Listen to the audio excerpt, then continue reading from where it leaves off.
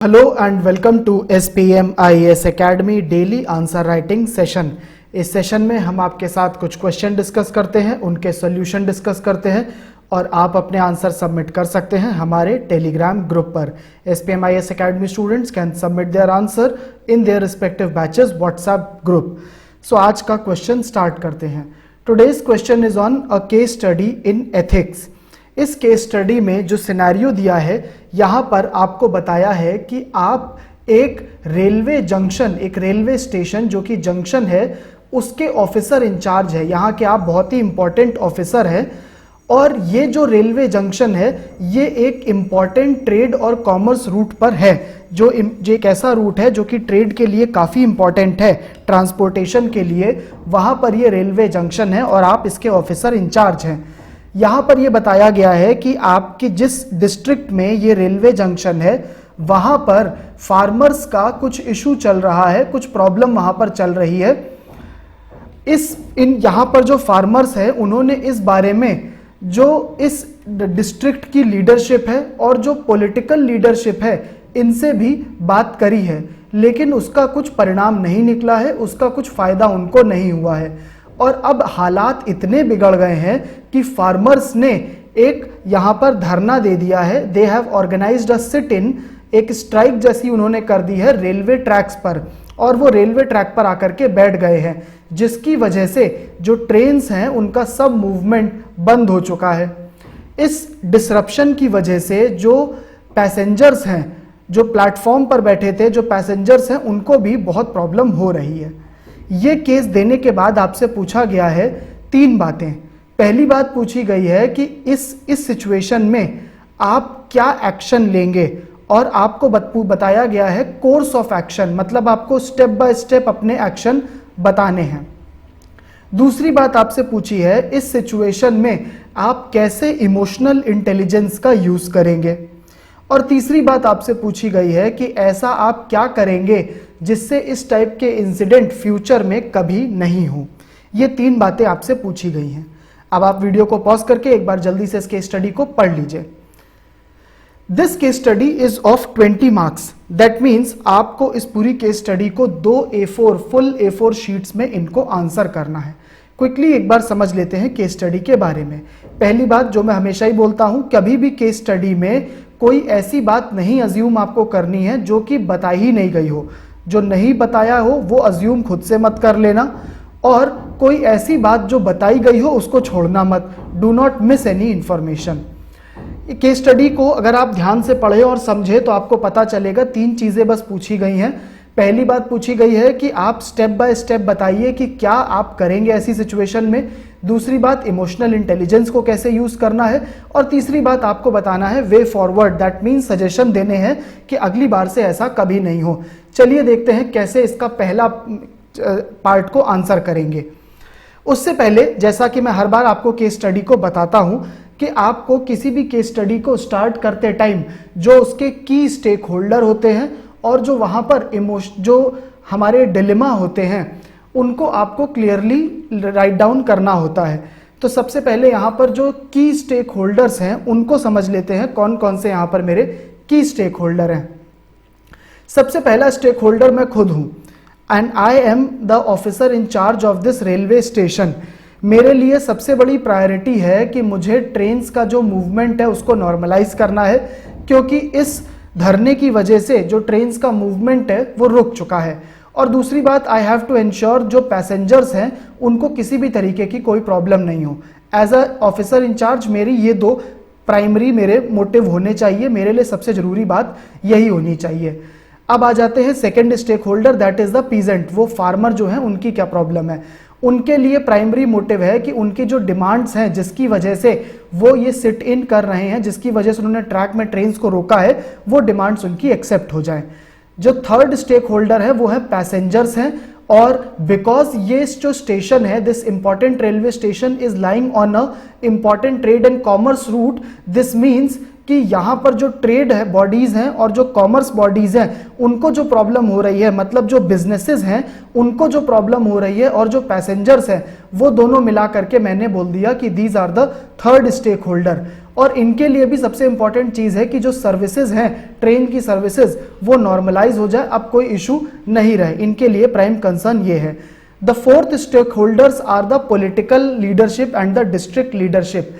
इनके लिए भी इंपॉर्टेंट चीज है कि जो सर्विसेज हैं रेलवे सर्विसेज वो नॉर्मल हो जाए, लेकिन साथ में इनके लिए इंपॉर्टेंट चीज ये भी है कि अगर वो फार्मर्स जो हैं वो कोई गलत डिमांड कर रहे हैं, नॉन जेन्युइन डिमांड्स कर रहे हैं, तो उनकी डिमांड एक्सेप्ट भी नहीं होनी चाहिए। ये भी इन लोगों को देखना है, पॉलिटिकल और डिस्ट्रिक्ट लीडरशिप को।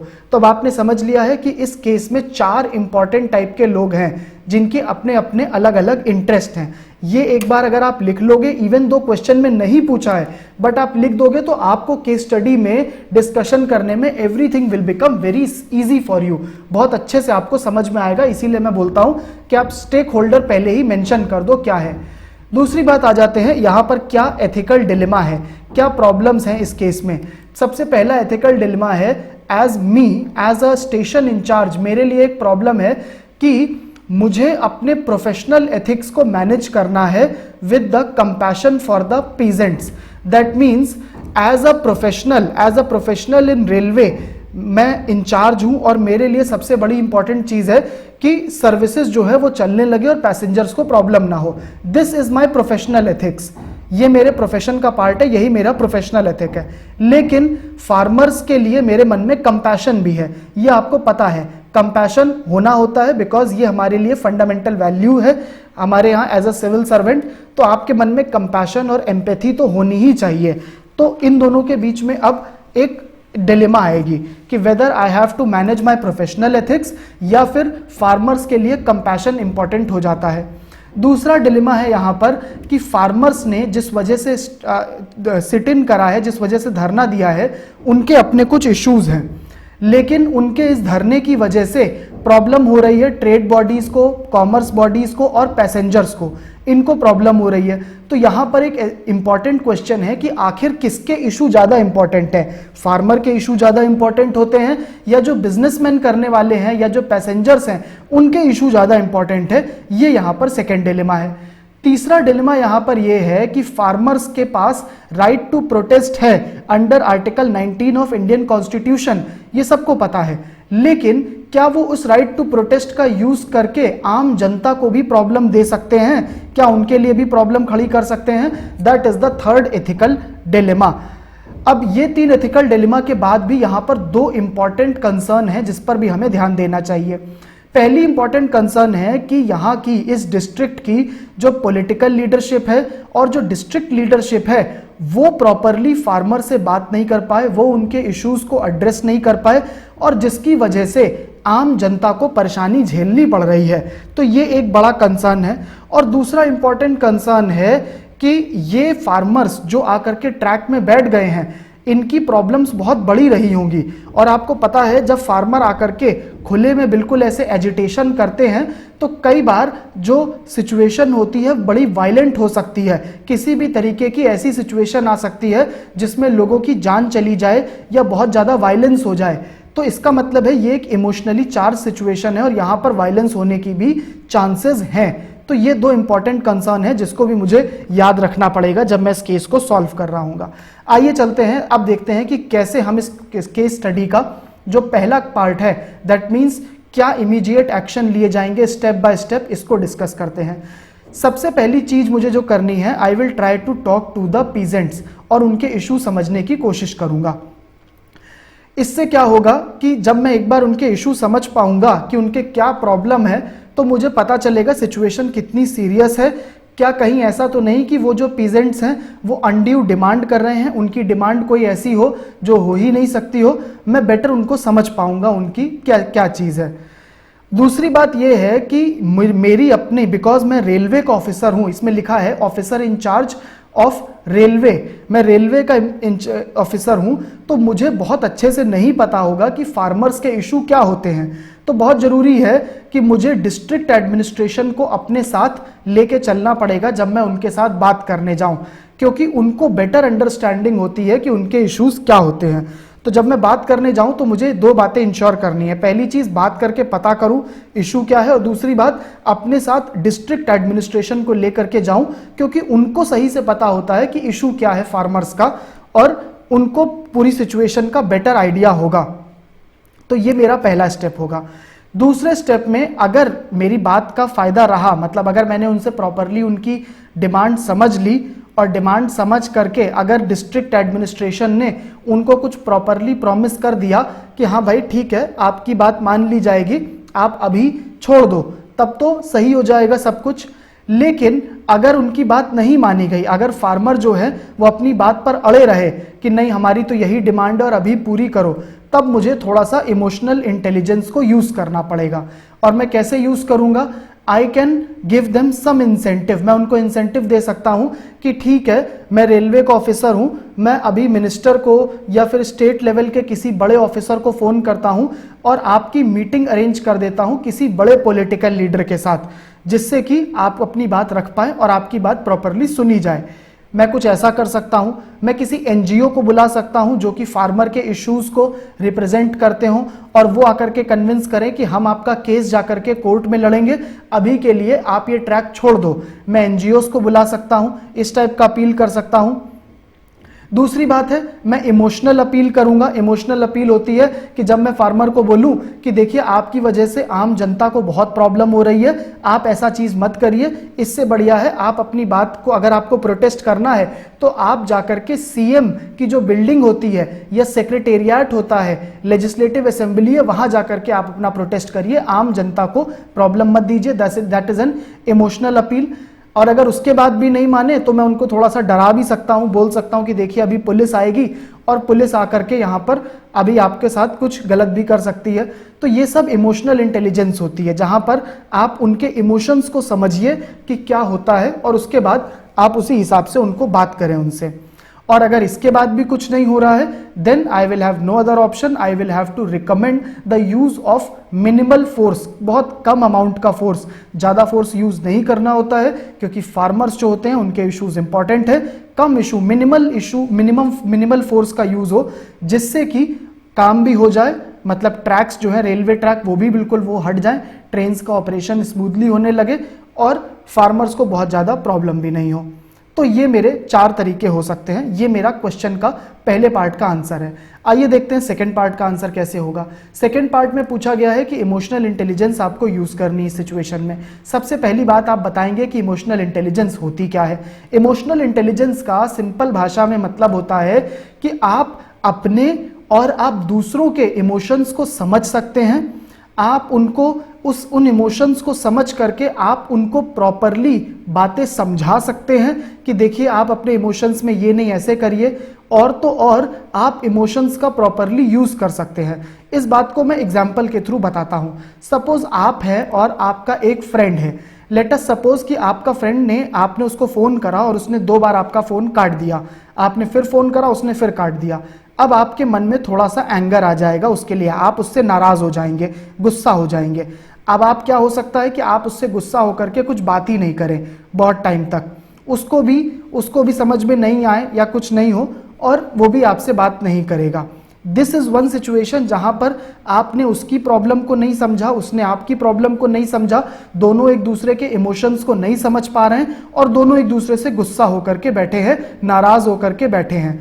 दूसरी सिचुएशन ऐसी हो सकती है जहां पर आपने उसको कॉल करा, उसने फोन नहीं उठाया, बार बार नहीं उठाया, बट आपने एक व्हाट्सएप या एक मैसेज उसको करके छोड़ दिया, बोल दिया please call me back, it is urgent, और उसने उसको देखा, उसने कॉल करा और कॉल करके बोला I am sorry, I was not able to take your call because of this and this reason. आपको भी लगा कि वो रीजन जेन्युइन है और आपने उसको बात को जाने दिया। अब यहां पर क्या हुआ, दोनों ने एक दूसरे के इमोशंस को समझा कि क्या था प्रॉब्लम, दोनों की प्रॉब्लम जेन्युइन थी और दोनों ने उस बात को आपस में बात करके समझा लिया। This is called as emotional intelligence, जहां पर एक दूसरे के इमोशंस को समझ पाते हैं और उनको प्रॉपरली यूज कर पाते हैं। जब आप एथिक्स क्लास में जो लोग पढ़ चुके हैं वहां पर सत्यजीत सर ने और अच्छे से इसको एक्सप्लेन करा है, बहुत सारे सिनेरियोज के साथ बताया है। जिन लोगों ने अभी नहीं पढ़ा है वो कोई बात नहीं, आपको बड़े अच्छे से पढ़ाया जाएगा इमोशनल इंटेलिजेंस, उसके सारे component. Sir will explain you each and every concept. However, in this answer, let us see that how we can use the emotional intelligence. पहली बात तो ये कि बिकॉज मुझे जो फार्मर्स हैं उनके इमोशंस मुझे पता है कि वो बहुत गुस्से में हैं, फ्रस्ट्रेशन में हैं, क्योंकि उन्होंने डिस्ट्रिक्ट एडमिनिस्ट्रेशन से बात करी थी, पॉलिटिकल लीडरशिप से बात करी, लेकिन कुछ उसका नतीजा नहीं निकला, there was no result of that. तो उनके अंदर डिसअपॉइंटमेंट है। तो सबसे पहली चीज, जब मैं उनसे बात करूंगा मैं उनको धीरे से समझाने की कोशिश करूंगा, मैं उनको शांत कराने की कोशिश करूंगा। दूसरी बात ये कि मैं उनकी बात को ज़्यादा से ज़्यादा समझूंगा, उनसे एम्पैथी बनाने की कोशिश करूंगा। जब हम दूसरे की बात को समझने की कोशिश करते हैं तो दूसरे भी हमारी बात पर विश्वास करते हैं और उससे वो फार्मर्स जो हैं वो मेरी बात पर ट्रस्ट करेंगे। जब ट्रस्ट करेंगे तो शायद वो मेरी बात करके ट्रैक को खाली कर ही दे। सो ये इमोशनल इंटेलिजेंस का यूज करना होता है, बातचीत करके मामले को सुलझाना। तीसरा होता है कि मैं उन जो फार्मर हैं उनको समझाऊं कि क्या प्रॉब्लम है पैसेंजर्स की, ट्रेडर्स की क्या प्रॉब्लम है, और इस तरह से वो लोग समझ पाएंगे दूसरे लोगों के इमोशंस और वो शायद खाली करके चले भी जाए। चौथी बात है कि यहां पर मैं इमोशनल इंटेलिजेंस यूज करके जो हमारी सोशल स्किल्स होती है, मतलब आसपास के बाकी लोगों को समझा पाना कि क्या रियलिटी में सिचुएशन है, क्या चीज चल रही है, उसको भी मैं यूज कर सकता हूं। कैसे? देखिए, डिस्ट्रिक्ट एडमिनिस्ट्रेशन में मेरे पास डीएम होते हैं, मेरे पास और डिस्ट्रिक्ट लेवल के ऑफिसर्स होते हैं। मैं उनको समझा सकता हूं कि देखिए फार्मर के रियल इश्यूज में ये है, और मैं उनको बता सकता हूं कि इस चीज को सॉल्व करा जाना चाहिए। मैं उनको बताऊं कि क्या इमोशंस हैं, कहां पर पैसेंजर्स की क्या प्रॉब्लम है, ट्रेडर्स की क्या प्रॉब्लम है, फार्मर की क्या है, कैसे इस चीज में जो लोकल लेवल की पॉलिटिकल लीडरशिप है उनको इन्वॉल्व करा जाना चाहिए, और उसके बेसिस पर मैं फार्मर्स को कुछ एक किसी तरह का अश्योरेंस दिलवा दूं कि भाई आपके प्रॉब्लम्स जो हैं वो सॉल्व कर दिए जाएंगे। तो इसको भी इमोशनल इंटेलिजेंस में ही समझा जाएगा। Social skills are important for emotional intelligence. जो आदमी दूसरों के इमोशंस नहीं समझ सकता है, जो उनको समझा नहीं सकता है, he or she cannot have a good social skill. There cannot be a social skill without understanding others' emotion. अगर आपको सोसाइटी में रहना है तो आपको दूसरों की बातों को समझना आना चाहिए। और ये सब के बाद कुछ भी नहीं हो तो एक और इमोशनल इंटेलिजेंस का तरीका होता है, वो ये कि फियर के दिखाना, लोगों को डर दिखवा देना। इसको बोलते हैं फियर अपील। आप डर के थ्रू लोगों को अपील कराते हो। उसमें क्या कराया जा सकता है कि जो पुलिस है उसको बुला के परेड कराया जा सकता है, फ्लैग मार्च कराया जा सकता है। ये देख करके शायद जो फार्मर्स हैं वो थोड़ा सा डर जाए कि पुलिस बहुत ज़्यादा है, फोर्स बहुत ज़्यादा है और सिचुएशन खराब हो सकती है।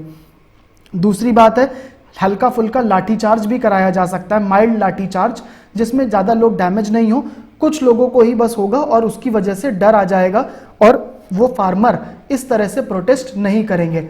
एक बात तो आपको समझ में आ रही है, उनका जो प्रोटेस्ट करने का तरीका है that is not right. Article 19 में ये प्रोटेस्ट करना दिया गया है, but they can not be allowed to create public nuisance and they are creating a public nuisance, but उसको हैंडल करने का तरीका अलग हो सकता है।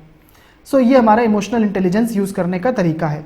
अब आ जाते हैं third part of the question, जहां पर आपको बताना है कि क्या स्टेप्स हैं जिससे इस टाइप के इंसिडेंट रिपीट नहीं हो। सबसे पहली बात है प्रोएक्टिव एडमिनिस्ट्रेशन होनी चाहिए। देखिए केस में बहुत ही क्लियरली बोल दिया गया था, अगर आप केस को अच्छे से देखें, बोला ये गया था कि ये जो पेजेंट, ये जो फार्मर की प्रॉब्लम है ये बहुत टाइम से थी डिस्ट्रिक्ट में, बहुत पास्ट फ्यू वीक से ये डिस्ट्रिक्ट में थी। तो इसका मतलब कि डिस्ट्रिक्ट एडमिनिस्ट्रेशन को जो पुलिस फोर्स है उसको पता थी कि ये प्रॉब्लम चल रही है, लेकिन उन्होंने अपनी इंटेलिजेंस को, अपनी जो लोकल इंटेलिजेंस है पुलिस फोर्स को, उसने यूज ही नहीं करा अपने जासूसों को कि क्या फार्मर इस टाइप की भी चीज़ कर सकते हैं। अगर उन्होंने करा होता तो वो इस टाइप का ये जो ट्रैक पर आ गए हैं फार्मर, इसको अवॉइड करा लेते। वो पहले ही उनको कन्विंस कर सकते थे, मे बी लोकल जो लीडर होता है उसको कस्टडी में भी ले सकते थे कि इस टाइप का कोई बड़ा इंसिडेंट होता ही नहीं। तो सबसे इंपॉर्टेंट चीज़ है कि इस टाइप ऐसी सिचुएशन में there must be proactive administration, मतलब वेट मत करिए प्रॉब्लम क्रिएट होने का, प्रॉब्लम को क्रिएट होने से पहले ही प्रोएक्टिवली उसको जाके सॉल्व कर लीजिए, पुलिस इंटेलिजेंस को स्ट्रॉन्ग करिए और इस टाइप की फ्यूचर में इंसिडेंट नहीं हो। दूसरी चीज़ होना चाहिए कि ऐसी किसी भी सिचुएशन को हैंडल करने के लिए हमारे पास स्टैंडर्ड ऑपरेटिंग प्रोसीजर, जिसको बोलते हैं SOP, standard operating procedure ready होना चाहिए कि अगर कोई भी ग्रुप आकर के रेलवे ट्रैक ऑक्यूपाई कर ले तो उसको कैसे हैंडल करना है और उसको क्या हम लोगों को पेनल्टी लगानी है, उसको उसके लिए क्या टर्म जेल में डालना है या क्या लॉ है, बहुत क्लियरली डिफाइन होना चाहिए। तीसरी बात है कि जो पॉलिटिकल लीडरशिप है उनसे बात करनी चाहिए आगे से, पहले से ही, कि ट्रैक्स पर जो रेलवे ट्रैक है उनको कभी भी हम लोग ब्लॉक नहीं होने देना चाहिए। और चौथी बात है कि जब ये एज अ पर्सनल कैपेसिटी में मुझे करना चाहिए, जब मेरे ड्यूटी आवर्स, जब मैं अपने ऑफिस के काम से फ्री हो जाऊं, मुझे इस बारे में काम करना चाहिए कि किस तरह से फार्मर्स के लिए मैं वेलफेयर का कुछ काम कर सकता हूं, जिससे कि फार्मर्स को कभी इस टाइप की कोई प्रॉब्लम आगे से नहीं झेलनी पड़े। सो ये डिस्ट्रिक्ट के फार्मर्स हैं, उनके लिए मुझे कुछ वेलफेयर का काम करना चाहिए जिससे आगे से उनको इस टाइप की प्रॉब्लम नहीं हो और वो अपनी जो डिमांड्स हैं उनको प्रॉपरली रख पाएँ पॉलिटिकल लीडरशिप के आगे और जनता के बीच में। So this is the third part of the answer. So this is it for this case study. Thank you.